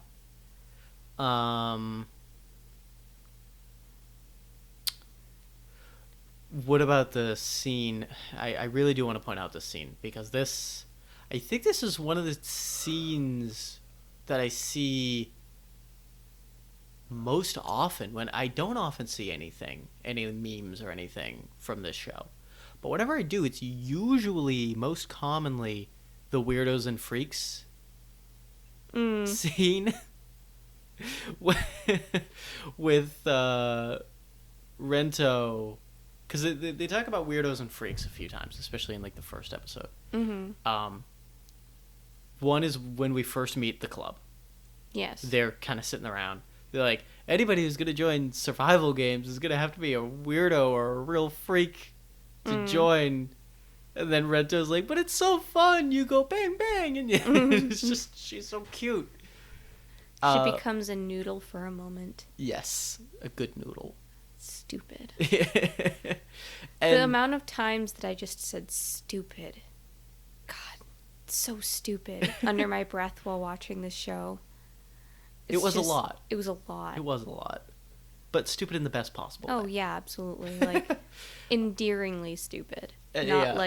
Not like, God, what a fucking moron. Like, why would you do that? It was like, aw, you're so stupid. Not how you'd refer to me then. Right. How I would refer to my cat. Good. All right. Cool. Hate you. Well. And then with and then when she comes into the room, when Rento comes in the room, into Sonora's room and sees Yura there playing dress up with the gear and playing with the guns. She's like, oh, a weirdo. Mm-mm. She's like, no, I'm not. She's like, oh, real freak. And she's like, no, I'm not. It's not what it looks like. I found a weirdo. It's so cute.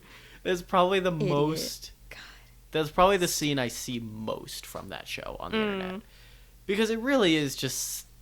It's just so good. It perfectly summarizes, like, Rento's personality. That and her trying to capture Yura with cake. Yes. Cake trap. That's all I wrote down for that scene, was cake trap. I tried to lure you out with cake. And then she later she's like, oh, maybe we can use cake. And it's like, you liked that one, Ren-chan. we just did that yesterday. It's like, oh, shucks. Darn it. I thought it was a little unfair of them to drop Yura into, like, the game with, like, no experience with the guns or anything. I'm sure they briefed her, I'm sure they just skipped showing that whole scene. I mean, you assume, yeah, but it's like, it didn't look like they taught her how to shoot or anything. I mean, if you recall, you recall how I got you into airsoft. Yeah. You know, we went and we shot guns, you know, for a few hours, you know, to get you experience handling them and reloading them and dealing with all that. It just seemed odd that they came on really strong and then they just dumped her into the game. And it's really fortunate that she was a freak, a weirdo and a freak, because she was like, all I can think about is that game for like the whole next episode. I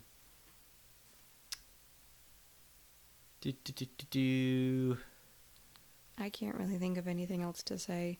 I mean, very little, you know, Sonora's teacher being like a Mr. Miyagi ripoff. You know, it was the rice balls were a very wax on, wax off type moment. And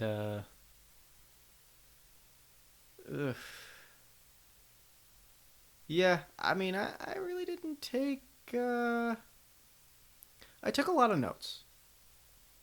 A lot of them are really specific stuff that we didn't really touch on, though. I will say, I think it was a little bit funny and very telling of Sonora's character that in the scene where they had to get from the third story of the building down to the first floor and, like, that one, like, defend that first game, how Renta was like, she's like on the balcony looking up at the window, is like, she's definitely gonna jump out this 3-story freaking window because that's just the way she is. There's no way she'd take the stairs. It's just it's very telling for how they view Sonora as a character. Just being like, yes, she's definitely far more likely to dive out a freaking window of a 3-story building than she is to go down the stairs. I assume they thought she would rappel to the next lowest floor, not just leap out a 3rd-story window. I don't know. That's what I took it to mean. Some of the parkour you see them doing, you know. I don't think they thought she was going to jump out the 3rd-story window. I don't. Uh, yeah, I guess. Um, and then just would actually go the scene right when Yura actually decides that she's going to join. Like how she's just like looking and it does close ups of all the characters' faces. In the last one, it holds on the shot of Sonara for like a really long time. And then she's like, I'll join. I just wrote down the gay love was too strong. She had to join. It's just so true. Um, and then just smaller stuff about Yura being the one to come up with the motto. Yeah. Going with guns blazing. The fact that she apologized after she got her first kill in a game. Yes. She apologized to the dude for shooting him. I shot him. Sorry. I'm sorry I shot you. Rena just freaking. She Halo 1'd that grenade so far at the start of that round. That first game they played against the other team. That grenade. Wow, dude, that's one hell of an arm she's got on her. That thing went so far. She's very unassuming, but she's quite strong. Yeah, she's so like innocent, but she will murk your ass. And then she did like the tactical AK reload where she knocked out the one mag with the other mag and then reloaded it. I was just like, I love these tiny details, you know? And like, because Yura's new and she went to like, she was thirsty after between games and she grabbed the BB bottle, not noticing what she tried to drink the BBs and hope nobody noticed. It's just stupid. It really is just, it's just a cute show. And it does a good job with Yura's arc. Mm-hmm. Even if it might not be the most believable at times. Yeah. But I mean, then again, like, everyone's different. Like, different people react to different shit different ways. So, like, it's not completely unreasonable to think that someone would break down that way. Yeah, no, I concur. Maybe not, like, the most likely way for someone to break down. Yeah. But, I mean, she clearly had some other psychological stuff going on there. Yeah. And I was even just going to say, too, like, at no point did it bring me out of it, really. No. Even though looking back on it in retrospect, I'm like, that wasn't really the most believable. Yeah. But it didn't pull me out of it. And I think that's an important thing for me to say. Like, the show had some flaws, but none of them were distracting. Yeah. And except for, I'm going to keep saying this, and this is the one thing I don't even know why they really included it, was her whole thing about being able to conjure other worlds. Yeah. I can't understand why they included it. But that's, I don't know. That's another. Yeah. That's another thing. They were all gay, also. Yeah. Even Reno, when they went to the bath. Oh, fuck. I did it again. Yeah.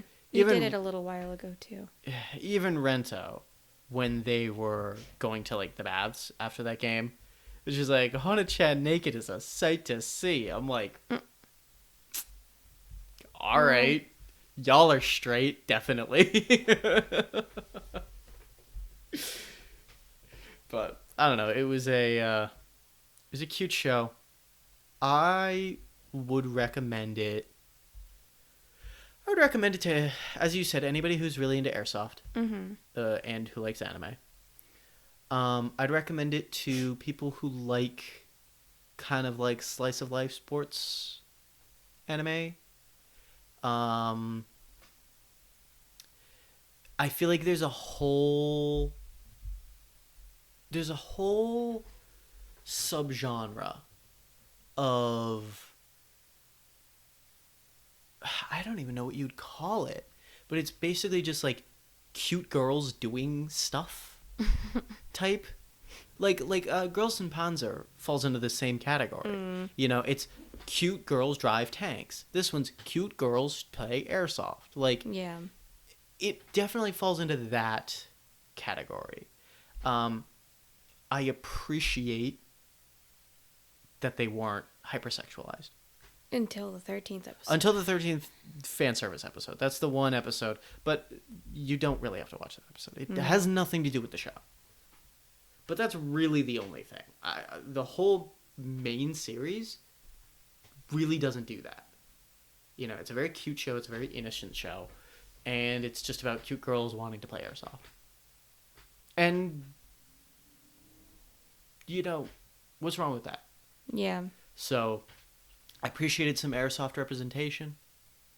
It's really uncommon. I've heard there's another show there's another anime that has airsoft as like a main premise, but I was reading up on it and I just heard it wasn't terribly good because airsoft winds up being kind of just like the backdrop that the drama is set against. Right. As opposed to like kind of the main focus, which it was in this series. Mm-hmm. I've heard it was more like just like a drama about girls. Oh, and also they play airsoft. Right. But in this one, it's a drama about girls who play airsoft. Like, so, and I wouldn't even say it's necessarily entirely a drama. It's very heavily a comedy. The biggest dramatic aspects are Yura's arc. Yeah. You know, and it certainly delves into some kind of sad moments and some kind of depressing moments. Mm-hmm. But overall, I enjoyed it. Would you say this is a good anime?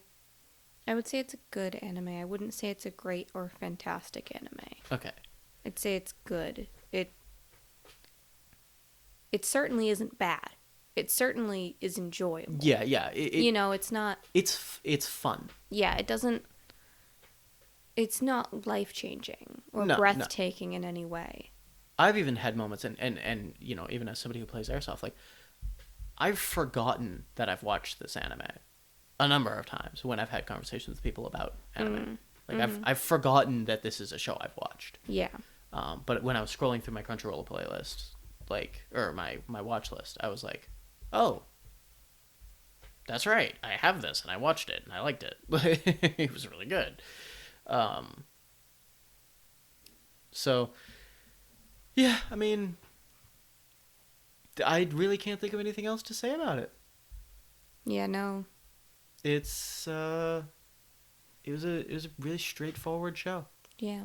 And it didn't take itself too seriously with artsiness or anything like that. It was perfectly happy to, you know, it's perfectly happy to be like, this is just a show. You know, it's just entertainment. Just go with it. And I appreciate that. So it didn't seem stuck up its own ass, you know. So that's I guess that's the end of this episode then. This episode I didn't pull out reviews from other people to kind of discuss. I'm gonna see how people feel about that. If you guys liked what I did with the reviews in the last episode, I personally enjoyed doing it, but I might still do it. I just might not do it for every episode. You know, we'll see. You know, leave feedback, comments. You know, shoot us messages. We're new. Comments are really helpful. Yeah, so Any far I input. think we have 0. Yeah, probably. People tend to just put on a podcast and tune out, which, like, I do that, so I have no can't problem really... with people doing that with this podcast. Yeah, no. But that's what I mean, like, that's why we don't have any comments. Yeah. But yeah, also because most of the people who are giving input are people we know, because that's and the they're only just people giving who us listen input to, directly. which is, yeah. Yeah. All right, well, yeah, that's going to be it for this episode. Next week, we will be reviewing... Did we agree that what we talked about is what we'll be reviewing? Yeah. Okay. Next week, we're very excited because we will be reviewing a series that we both really, really like. We will be reviewing Miss Kobayashi's Dragon Maid. And it's great. Do you want to look up where else people can watch it? It's on Crunchyroll. Okay. We're going to just look up really quick where else you guys can watch it. So if you guys want to check it out before the next episode, which, fingers crossed, trying to get out next week. Don't want to do any more of this 2-week break stuff. But if you guys want to tune in and watch it and listen to our feedback on it, I think we've watched it like 3 times now. Yeah. It's a feel-good one. It really is. It really is just something you put on when you're just like, I just want to smile. It is on Funimation as well. Let me just look at this. It's saying it's on Netflix, but I'm just going to double check that. Yeah, I don't think because I don't think it is. I don't think so. But it's not coming up on a search of Netflix. It could be region restricted. Yeah, that's what I'm thinking. So maybe if you have like a VPN that allows you to get outside your region, you might be able to find it. I don't know which regions it would be available in. Maybe Japan. But it's on Crunchyroll. It's on Funimation. Did you see anything else like Verve or anything like that? I don't see. I mean, no. All right. Alrighty. Is that all you have to say this episode then? Yeah. You look tired. Yeah. We're going to have to figure something out for that because this is the second time in a row that I've been really tired for recording, and I feel like I'm not able to contribute as much because of it. Yeah. So we also need to get some proper chairs in here and just get this area set up better. So we did invest in microphones. So I can just ASMR. I can just ASMR. Oh my God, stop doing that. So we did get some nice microphones. So hopefully you guys should notice a vast improvement in audio quality. Still recording. So apparently Kobayashi is available on Netflix in Thailand. Okay. Well, so yeah, if you're in Thailand or if you're miraculously in Thailand listening to this. Listening to episode 3 of our brand new podcast about anime reviews. Yeah. What the hell was I just saying? I don't know. I'm sorry. That was just too funny for me not to say. Okay. But anyway, that's going to be all for today. So, until next time, I guess, keep watching that Weeb shit.